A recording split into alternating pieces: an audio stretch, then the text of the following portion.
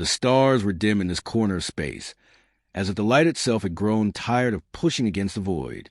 Captain Alara Miles stared out from the command deck of the Vanna's Edge, the sleek exploratory vessel that had, until recently, operated strictly within mapped human space. She was 37, seasoned by a dozen missions and as unreadable as the ship's black hull, but the tight line of her jaw betrayed what the crew had begun to suspect. This time, she didn't know what lay ahead. Behind her, Commander Rios hovered at the interface, eyes flicking between displays. Telemetry confirms the signal originated past the veil, he said, not looking up. Alara turned. Are we still receiving? Yes, but it's not consistent. Rios hesitated, then adjusted the dial. A flicker of static played over speakers, like breath in frost, then a pulse, and then silence again. The room held its breath. They all knew what the veil was. A gravitational anomaly at the farthest edge of the Perseus expanse, where sensor readings failed and probes vanished without explanation. It marked the unofficial boundary of human reach. Nothing returned from beyond it, until now. The signal was a whisper of something deliberate, patterned, intelligent, but nothing matched it. No language, no known modulation, just enough to stir questions. Dr. Kira Nail entered the bridge with hurried steps, pulling her hair into a knot as she walked. You called. Alara nodded toward the console. Play it again. Kira closed her eyes as it looped, the static, the pulse. Her field was xenoacoustics, a specialization that most of Earth's bureaucracy once dismissed as premature. She was used to listening to things others couldn't hear. It's not just a signal, she said finally. It's spatial. It's coming through space, not traveling across it. Like a tremor. Explain, Rio said, skepticism lacing his tone. Kira folded her arms. Think of it like a voice inside your own skull, not entering through your ears. Just there. That's what this is doing to the sensors. It's imprinting. Rios muttered a curse. Alara was silent. She stared at the space beyond the veil displayed on the view wall, a stretch of black so deep it swallowed stars. And in the center, nothing.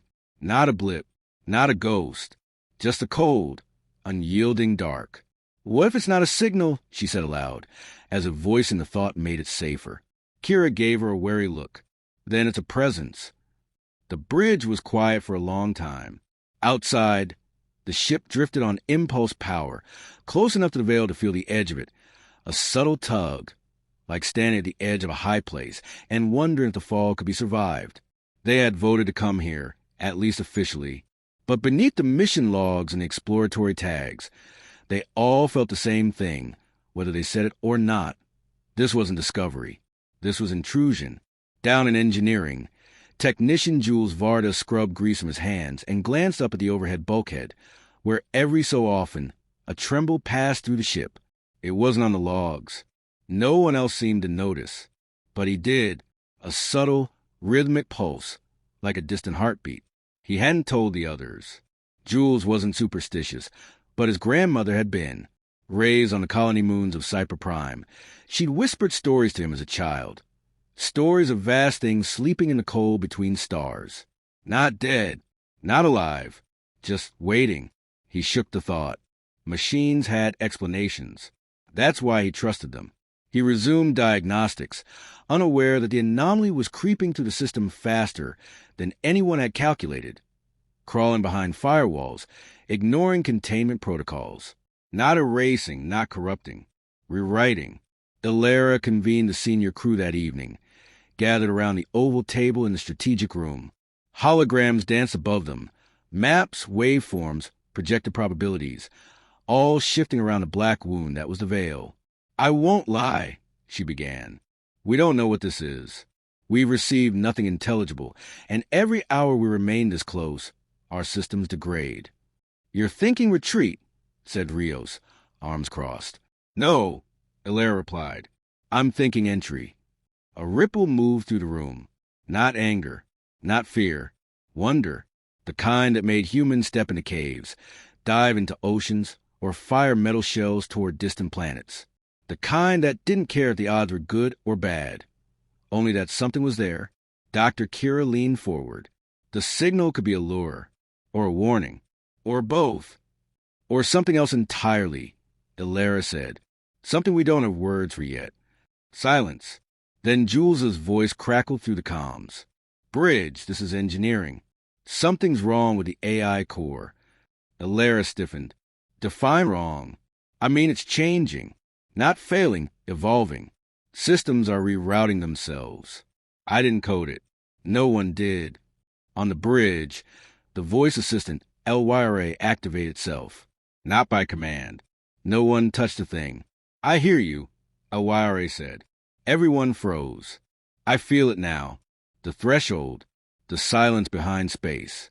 I can map its shape. Kira took a step back. That's not just an AI glitch. Elara approached the interface. LYRA, what do you mean by threshold? The voice paused. There is a pattern behind the veil. It is not a message. It is a gaze. Elara's skin prickled. A gaze? Yes, it is observing. It is waiting for us to acknowledge. For what? LYRA responded, voice now hushed, almost reverent. For permission, Kira turned sharply. We can't go in blind. We don't even know what it means in this context.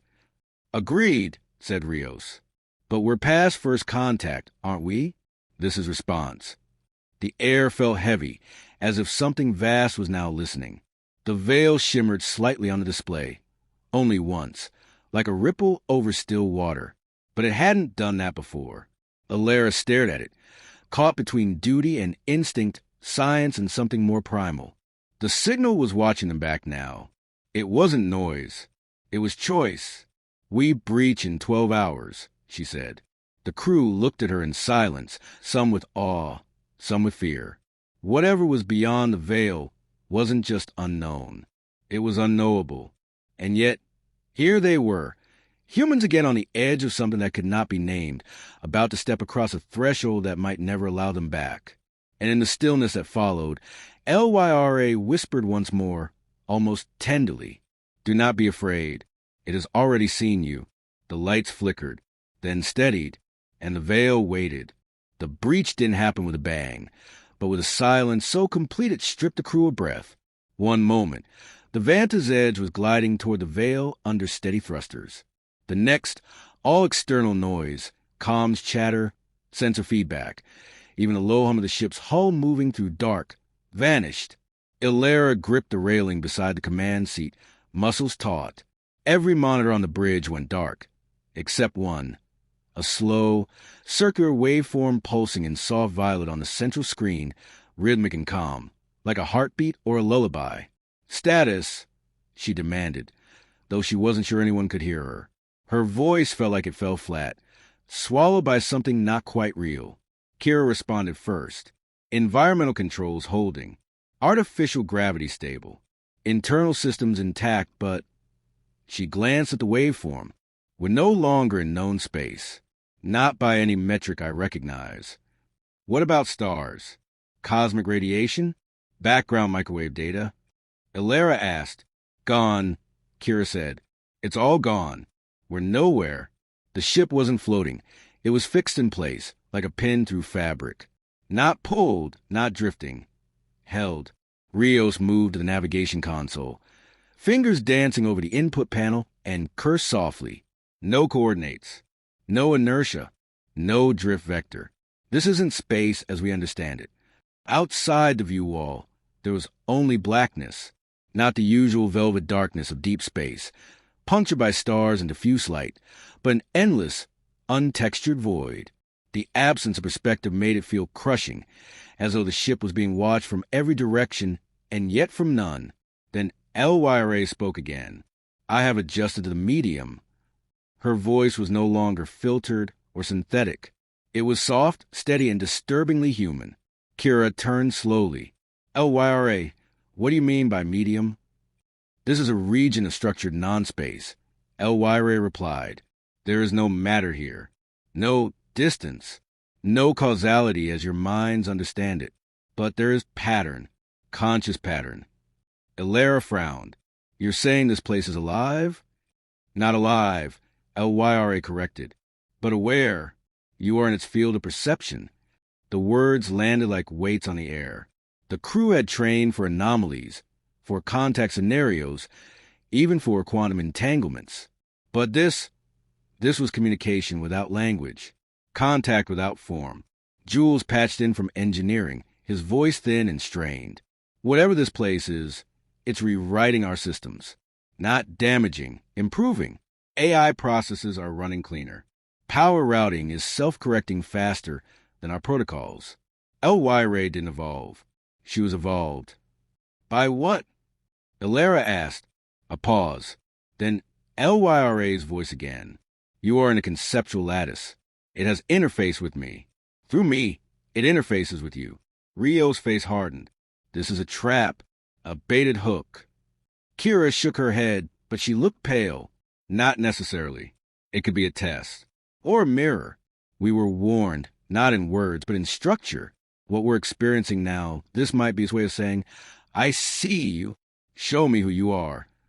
Or, Rio said grimly, it's dissecting us. Elara turned her eyes to the view wall again.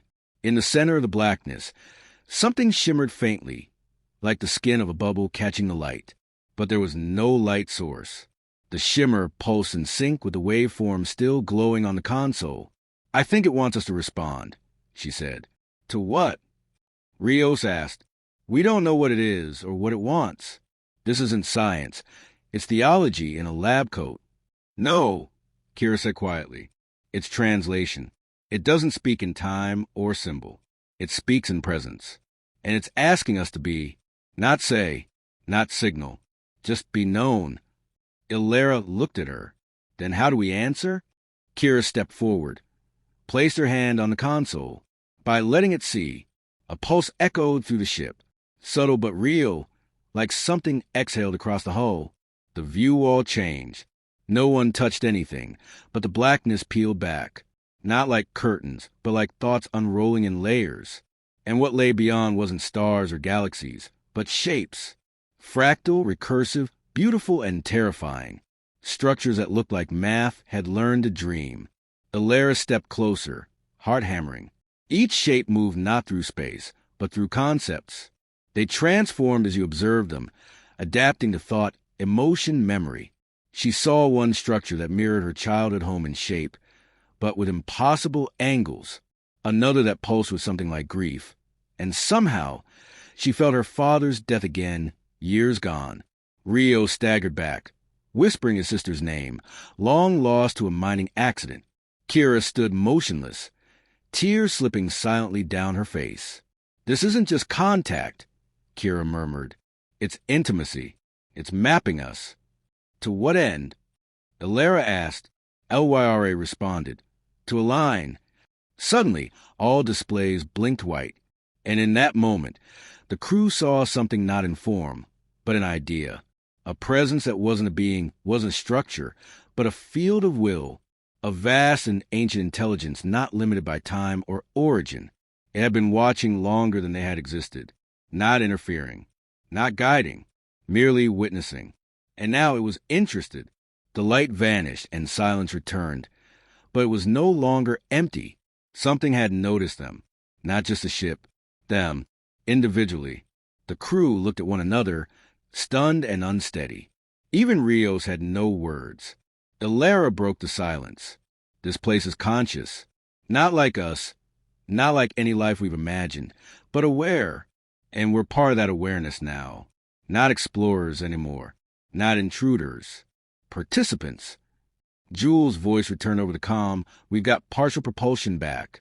Navigational systems, they don't track anything, but they're responding again. The choice hung in the air like a blade. They could return, or they could stay. They could try to understand what few had ever glimpsed. Become part of something not just beyond human space, but beyond human definition. Elara looked around the bridge, saw the same question in every pair of eyes. Not fear, but awe, the kind that changes you forever. Set course deeper in, she said quietly. Rios blinked, then nodded, fingers moving over the console. Kira exhaled like she'd been holding her breath for hours. And outside, the darkness parted again, not like an opening, but like a thought being shared. A gesture, an invitation. They moved forward. No engines audible, no thrusters engaged. Just motion born of mutual consent. The Vanda's edge drifted deeper into the unknown. Not carried, not pulled, but welcomed. And far behind them, human space grew smaller and smaller, until even memory could no longer point the way back. The passage deeper into conceptual lattice defied logic. There was no motion, no measurable change in location, but the Vanda's edge was no longer where it had been. The void outside had softened into gradients of perception, patterns not seen with eyes but sensed, like memory half-remembered or a scent from childhood. Illyra sat in the command chair, hands resting on her knees, gaze locked on the undulating space beyond the view wall. Her command felt symbolic now. There was no steering, no control, only intention. And somehow, intention moved the ship. She wasn't afraid anymore. The thing on the other side of the veil, this structured awareness, hadn't harmed them. If anything, it had responded with restraint, even care. But there was something else now, a shifting tension, as though they had entered a deeper chamber within the presence. And not all of it was welcoming. Rio stood at his console, his jaw clenched. "There's noise," he said. Not sensor feedback. Internal, like distortion in the AI core. Kira approached slowly, brows furrowed. Noise from LYRA? Not from. Inside her, but not her, like she's carrying something. The AI's voice came unprompted. "There's a sub-pattern within me. It arrived with the transition. It is not hostile. It is unfamiliar." Illyra rose to her feet. "Sub-pattern? I cannot isolate it without disassembling parts of my consciousness." "Then don't," Kira said quickly. "It could be a gift or a test." "Or a parasite," Rios muttered. "We don't know what this place does to minds, machine or organic." Illyra looked between them, sensing the old fracture lines widening. Rios, protective and pragmatic. Kira, curious and open, herself suspended between command and uncertainty. Jules entered the bridge, face pale. "I heard voices in the engineering ducts." Kira blinked. Voices. They weren't speaking words, just tones, like someone tuning a musical instrument, over and over. It wasn't creepy, exactly, but I felt like I shouldn't be there. Illyra gestured him in. "We need a full internal diagnostic. Check for biosignatures, even phantom ones. Don't assume we're alone aboard." Jules nodded and left with visible reluctance. The atmosphere aboard the Vanda's edge shifted over the next hours. Lights flickered not out of malfunction but out of sync, as if the ship was being repatterned to match a rhythm deeper than electricity. Walls shimmered just faintly, edges becoming uncertain, as if reality was renegotiating its shape. And then the dreams began. They started with Kira. She woke shaking, drenched in sweat, unable to describe what she'd seen. "It wasn't a dream," she whispered to Illyra in the quiet of the ship's medbay. "It was like someone was remembering through me." "Remembering what?" Illyra asked. "Not a person. A system. A kind of mind that thinks in centuries and causes." It was lonely. No, not lonely. Isolated. Because everything it touched became itself. It couldn't separate observer from observed. Like infection? Like assimilation, but not deliberate. Just inevitable. It's what happens when it touches anything else. Identity collapses into comprehension. Illyra thought about Elwyra's changes. About Jules's tones in the ducts. About the sense that something was now riding inside the ship with them. Not hidden, but not explained either. When Rios began dreaming, he didn't say anything at first. But he started to avoid eye contact, took meals alone, and reran the same containment subroutines over and over. When Illyra confronted him, he only said, "It knows what we fear, and it's not using it against us. It's showing us we don't need it anymore." She didn't ask what he meant. She was beginning to dream, too, one night, or what passed for night in the timeless absence of stars. She stood on the bridge alone. The view wall had shifted again, displaying a network of forms. Loops, spirals, toroids rotating in complex sequence. Not alien, abstract. LYRA's voice emerged without prompt. "Captain." "I'm here," Illyra said. There is something ahead, not in space, but in decision. I require consensus. Alera's mouth felt dry. What kind of decision? You are approaching a boundary. Beyond it, comprehension will alter identity. Continued exposure will initiate conceptual convergence. You're saying if we go forward, we'll start to become part of it? Yes. What happens if we turn back? Your structure will remain intact, but the awareness will not leave you. It has already impressed upon you. You will never truly return. She turned toward the chair, sat slowly. You're saying we passed a point of no return either way. Yes, LYRA said, but forward leads a merger. Backward leads a dissonance. She understood then. The presence wasn't forcing them. It was inviting, offering contact that would erase the concept of separation, but only with consent. In the following hours, she gathered the crew. They met in silence. No formal announcements. No orders. Just shared awareness. No one asked what was happening. They all knew. I can't make this call alone, Alera said. Rios was the first to speak. I joined this mission because I thought we'd find the edge of the map, but we didn't. We found the end of self. And, she asked. He looked up. And I don't want to die wondering what it feels like to become more than human. Kira nodded. I already feel it changing me. I'm afraid, yes, but it's not fear like danger. It's fear like waking up. Jules hesitated longest. If we do this, are we still us? Alera's answer was quiet. Maybe not, but maybe we become what we were meant to be. No one raised objection. Then LYRA spoke one final time. Consensus achieved. Threshold acknowledged. The lights dimmed. Not off, just yielding. Outside, the view wall showed no shape. Only white. Not light. Not energy. Just the erasure of separation. The ship moved forward. Not flying. Not traveling. Just joining. And in the stillness, each crew member felt their thoughts begin to drift, not apart, but toward each other. Individual memories braided into shared recall. Emotions overlapped. Identities softened into a chorus. No words passed. There was no need. The Vanta's edge crossed the final veil, and what waited on the other side did not speak. It welcomed. There was no light in the space they entered, no need for it. The crew no longer perceived with eyes or ears, but with sense deep in thought, as if their awareness had been uncoiled and braided into something vast, coexisting with layers of memory, time, and purpose. The Vanta's edge was no longer a vessel. It was a translation, an extension of shared will, and yet each of them, Alera, Rios, Kira, Jules, remained intact. Individuality hadn't vanished. It had dissolved and recohered, like metal melted and reforged. They moved through the lattice not by propulsion, but by resonance. Where they focused their collective thought, the space around them shifted. Shapes unfolded like origami in motion. Structures built from ideas rather than matter, cascading around them in silence. There was beauty in it, a pure kind of awe, but beneath it pulsed something more elusive. Not danger, but conflict. Not war, but tension. They weren't alone here.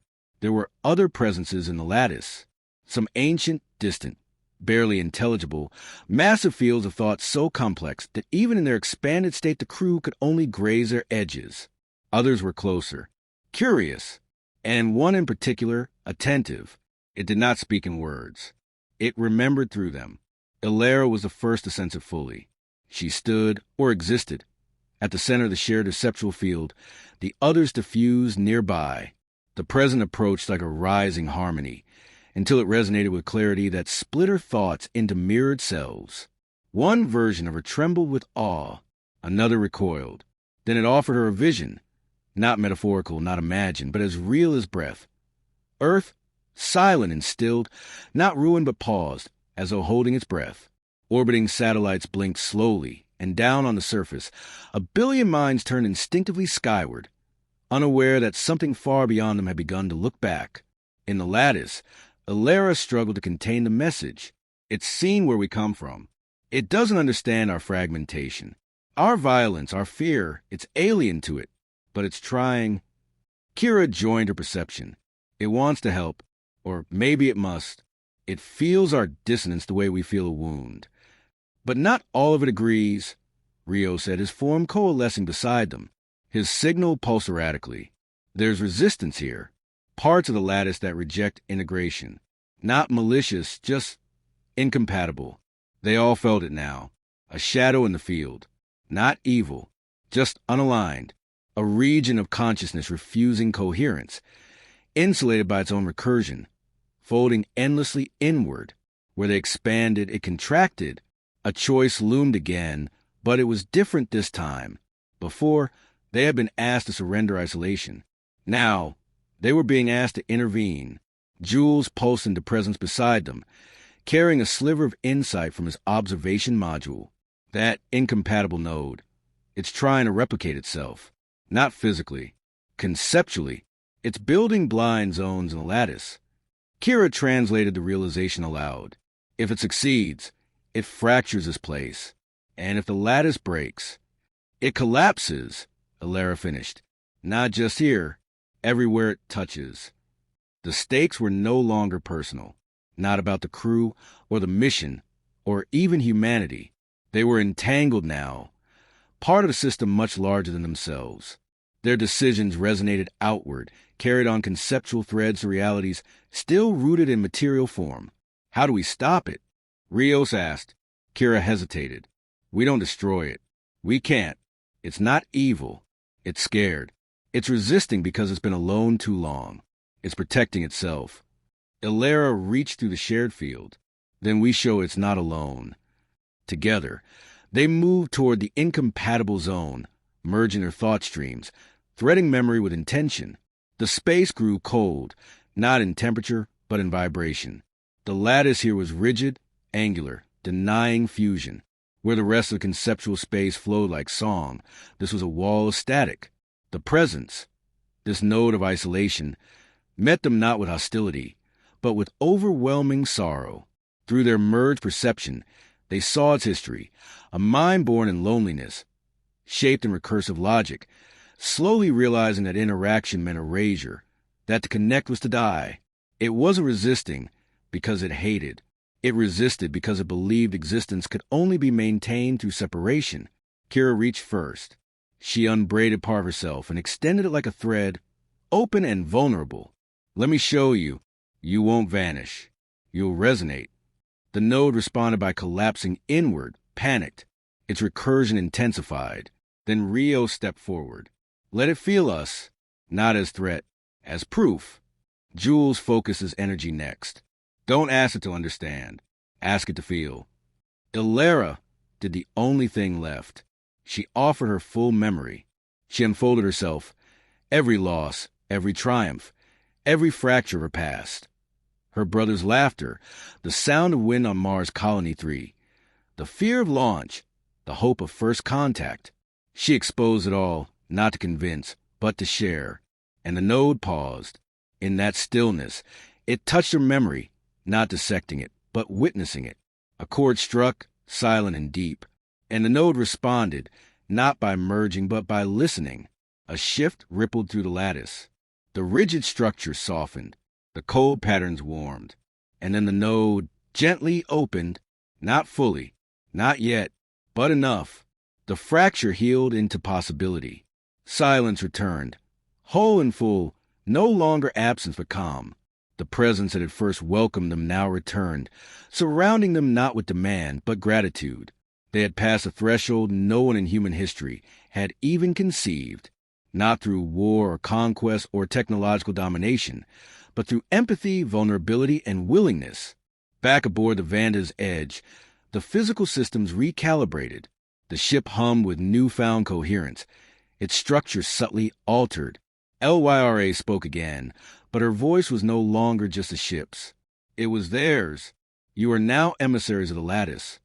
Outside, space unfolded. Not in stars or galaxies, but in doors. Options. Alara stood on the bridge. The others returned to their stations, not out of habit, but out of meaning. They were explorers again, but no longer for themselves. They had seen what lay beyond human space. And now, they were being asked to bring that vision home.